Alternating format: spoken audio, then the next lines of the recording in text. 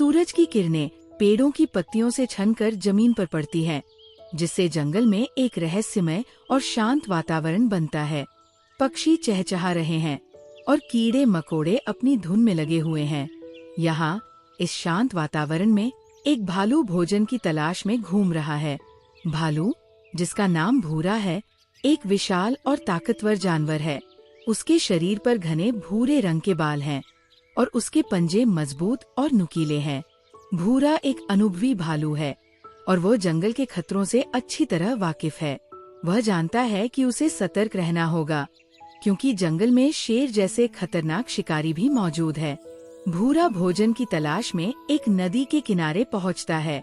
नदी में मछलियां तैर रही हैं और भूरा उन्हें पकड़ने की कोशिश करता है। वह नदी में उतरता है और अपने पंजों से मछलियों को पकड़ने लगता है।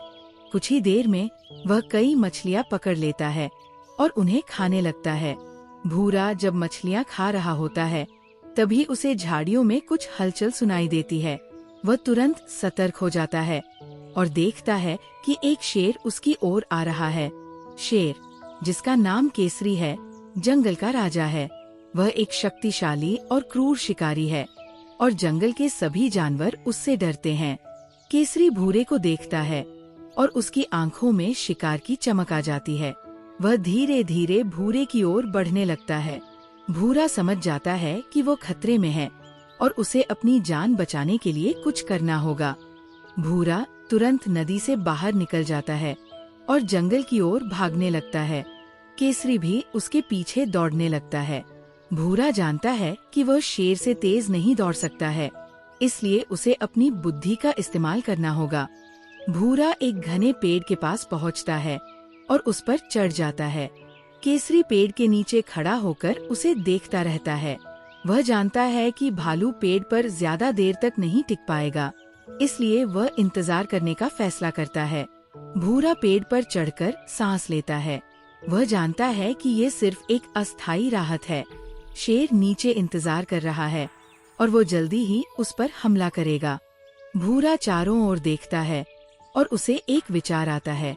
वह देखता है कि पास में ही एक मधुमक्खी का छत्ता लगा हुआ है। वह जानता है कि अगर वह छत्ते को गिरा देगा तो मधुमक्खियां शेर पर हमला कर देंगी और उसे भागने का मौका मिल जाएगा। भूरा धीरे धीरे छत्ते की ओर बढ़ता है और उसे अपने पंजों से गिरा देता है। छत्ता गिरते ही मधुमक्खियां बाहर निकल आती हैं और वे केसरी पर हमला कर देती है। केसरी मधुमक्खियों के हमले से घबरा जाता है और वह जंगल में भाग जाता है। भूरा पेड़ से उतरता है और वह भी दूसरी दिशा में भाग जाता है। भूरा और केसरी दोनों ही जंगल में भाग रहे हैं।